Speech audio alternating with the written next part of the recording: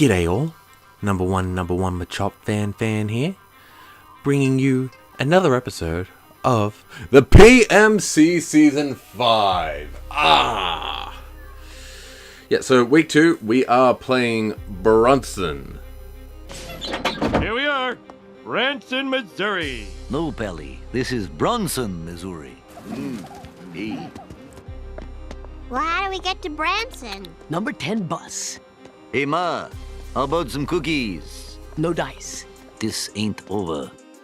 Bronson is the coach of the Portland Polywags. He has a pretty nasty team. He's got his Z captain as a Garchomp, the Mega being Gallade, and he's got a Snorlax, a Tangrowth, Clefable, Bronzong for his fat stuff, and for Wall Breakers, he's got a Nidoking, he's got a Rotom, regular Rotom, he's got Volcanion, and then he's got an Alolan Persian and a Masquerain as well, just to top everything off. So, yeah, Masquerain is also does a Z captain, but yeah, I think Garchomp is the better Zmon on there, and is always going to be the thing that's Z, because Masquerain, while it is a good sticky webber, good as in it gets sticky webs, it's not really going to be doing much with the Z move, but that's probably speaking something to life.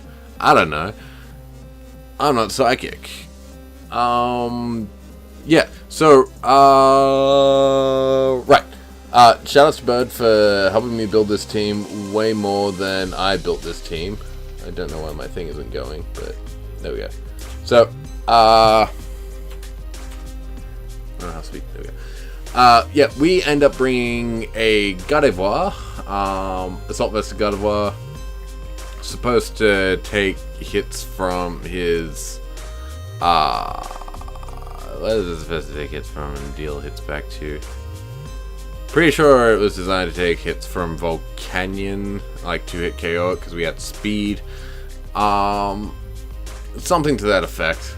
We got Latios, we've got Carmine's Latios, holding a Colbur Berry because we don't want to get random Dark moved into Oblivion. So that's Q. Yeah, just Carmine, Dragon Pulse, Psyshock, Roost, I think. Okay, so I'm just going to come out of the woodwork and say that this match happened a week and a half ago, and what I'm saying is I had a week and a half to record this. It is now the day of the upload, and this should have been uploaded a few hours ago, but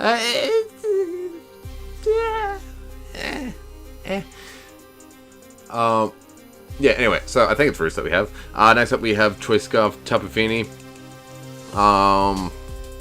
Scarfini really fucks up a lot of his team. Bronzong is really the only thing that stands in the way of Scarf Moonblasts, so that's pretty neat. Also Assault Vest Tangrowth.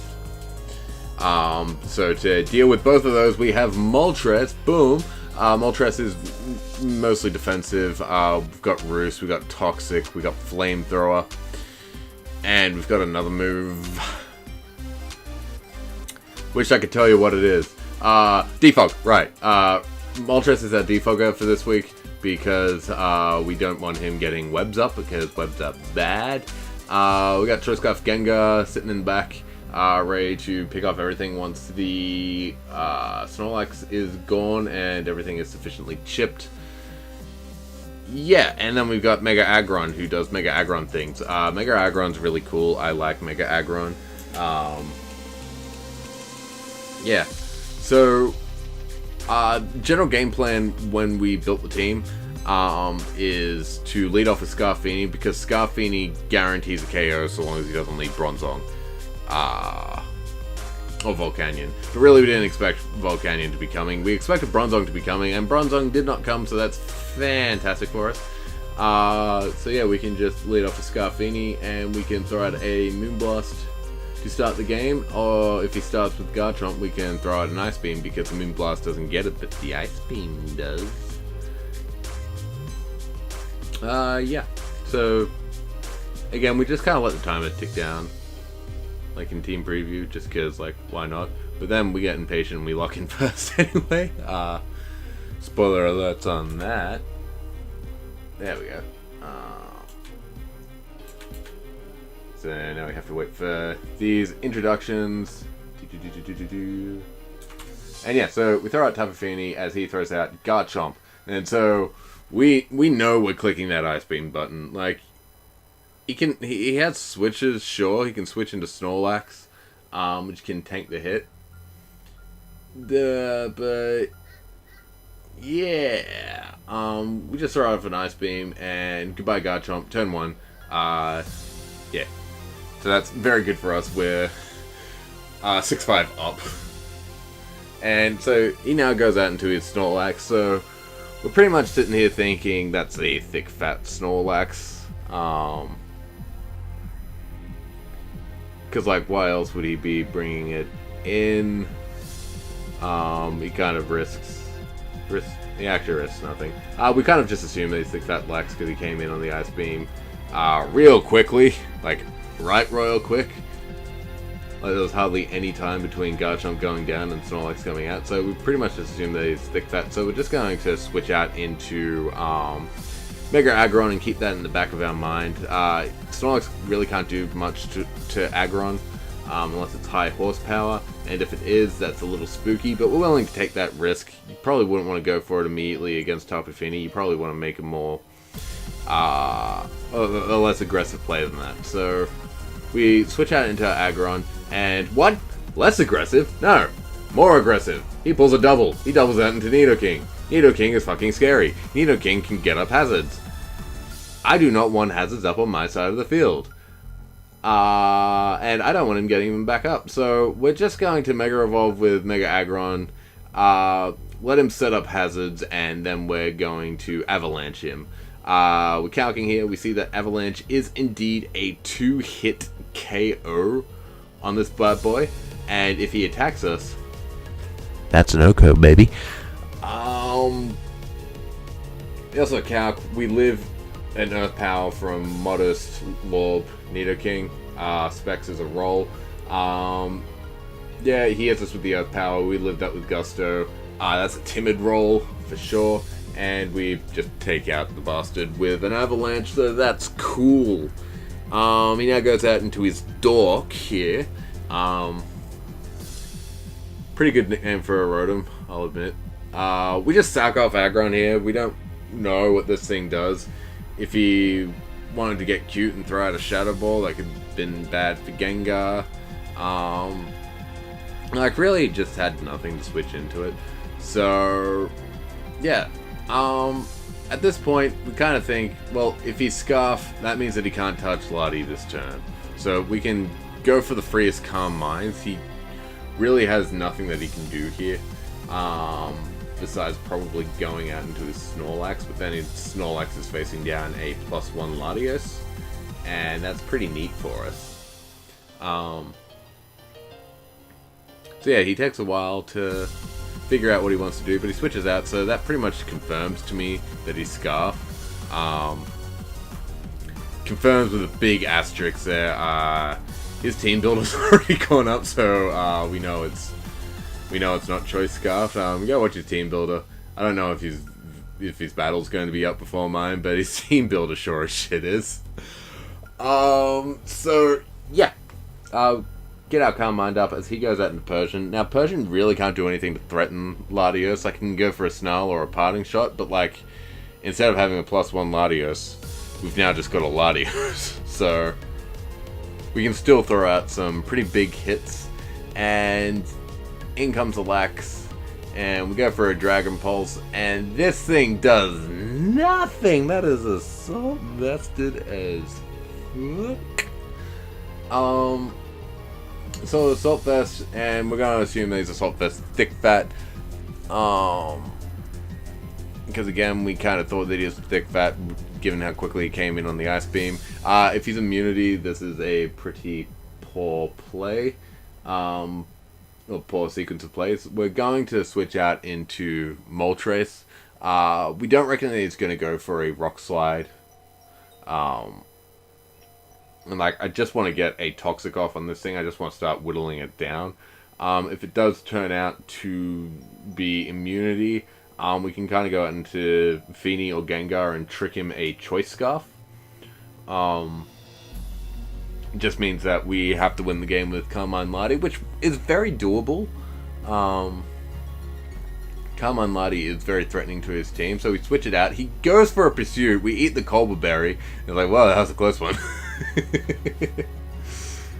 Oh, that could have been damage there. But now we got on Moltres here. Moltres comes in nice and clean, and we're just going to, just going to continue with the game plan. We're going to throw off Toxic because if I move, Flamethrower is not going to do fucking anything to this boy. Yeah. He doesn't really have a good switch into Toxic. Actually, he doesn't have any switch into Toxic anymore because Nidoking went down turn 3. So yeah, we're just summoning her and we decide, yep, throwing out Toxic is the best bet. If he goes for Rock Slides, like, that's fine. Call it he's not thick, he is thick fat.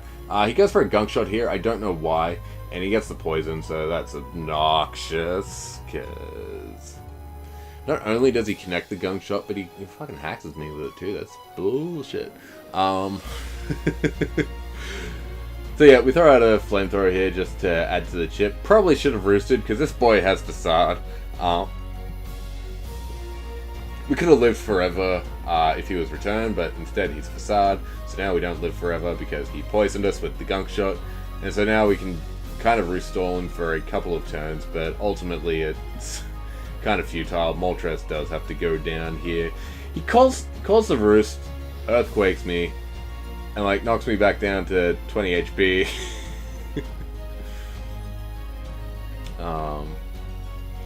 Yeah, so that was a good play on his end. Could have just been predicting Gengar to come in on the Facade, not letting me switch that in, which is smart. But we're just gonna throw off another roost with Moltres. Like, it needs to go down. Like, we need to sack Moltres. If he messes up and goes for a Gunk Shot again, then like Moltres can live through it. But yeah, it was pretty much our best bet. Now we can, like, we have lost Moltres. However, we can now go out to Gardevoir and just like threaten the KO on this thing. Psychic is a roll to get it. Moonblast, for what we thought it was, Moonblast was guaranteed. So the smart play is going for Moonblast here because he has no switch-ins to a Moonblast. But we go for Psychic because we're dumb. And he goes for a Gunk Shot and he connects it. And he doesn't poison me, thankfully. But that was just a dumb play on both our parts. Like, I Psychicked when like Moonblast just does more, and he Gunk Shot when Facade just does more and doesn't miss. He goes on Gallade here. He's probably just gonna Shadow Sneak me or like just smack me with something, but I don't want him to set up a Swords Dance, so we're just gonna stay in and go for a Moonblast. You know, the move that we should have used last turn. That's fine. He Shadow Sneaks us. Guard goes down very unceremoniously. Welcome to the league, Gardevoir. Take a Gunk Shot, don't even take out the Lux, and then go down to Gallade. But now we go out into Tapu Fini, and we can just click Moonblast a bunch of times here. Scarfini and Scarf Guard just win the game outright from here. He switches out into Rotom here, which I don't get. Yeah, we smack him down to about like 30%, and like we can pick him up with the next Moonblast. If he Scarf, his Thunderbolt doesn't do enough to us to like warrant any fears. It turns out he's not Scarf, he's Papa Berry, and he switched that in hoping for me to proc the berry, but like, if I'm proccing the berry, I'm doing 75% at the very least. That leaves you at most 75% health. Like, that's a very silly play. Like, he should have sacked the Persian there. Like, Persian was the one thing standing between him and standing between me and a Scarf Gengar sweep, but Rotom was the thing standing between me and a Scarfed Tapu Fini sweep. So, like, guess he decided that he'd rather get swept by Feeney. But now he goes out into Persian. Persian drops to this 100% of the time, every time. There is no Persian bulky enough. And so we take it out. And now we're just left with the old mate. Just left with the Mega Gallade, so now we can just click Moonblast and finish this boy off. And he goes... He goes down... No, he goes for a Zen Headbutt. We don't pick up the KO. Spoiler alert. And he crits me! And so now if he crits the Shadow Sneak, I lose Feeney and I have to win the game with Gengar. Because if he crits me with Shadow Sneak on Gengar, he doesn't do enough. So yeah, we take him out and that is the game. But, he crit me. That was annoying. Why did he crit me? Why did he have to do that? So yeah, a nice 3-0 win against Bronson. So, points. 3 points to Tapu Fini for fucking molesting, what, 4 Pokemon there? Like 4 KOs. You will be missed, Tapu Fini. We're dropping you for Tyranitar, by the by. That's 2 weeks in a row where the MVP has just, has been kicked out. 3 points to that. 2 points. There was another Pokemon that did stuff.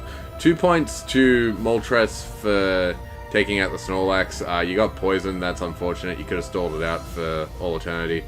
You brought the right set with the Facade. And then a single point to Garchomp. You got rid of Nidoking. I think that's less than getting rid of the Snorlax, because the Snorlax walled Tapu Fini and it walled Gengar. I would have had to have lost my Choice Scarf. Anyway, I would have had to lose my Choice Scarf to take out the Snorlax, whereas like Gengar kind of took out the Nidoking and the Gengar and Fini both took out the Nidoking, so like I'm not too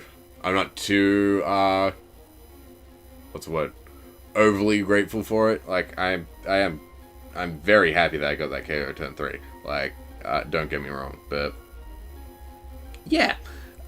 So yeah, good games, Bronson. Yeah, as I said, we're dropping Tapu Fini for Tyranitar, and we are dropping, what's his name? Linoon for Stoutland. Linoon was never coming to any games. Stoutland's a cool guy, especially when paired with Sand. So, yeah. That's about it. Thanks for watching. Yeah, next week we play Silver Beanie. That match has actually already happened for me. I'll let you guys know how that goes in the next one. Show you punch for punch, you know? No? Anyway, rambling on just for the sake of rambling, and yeah. Bye.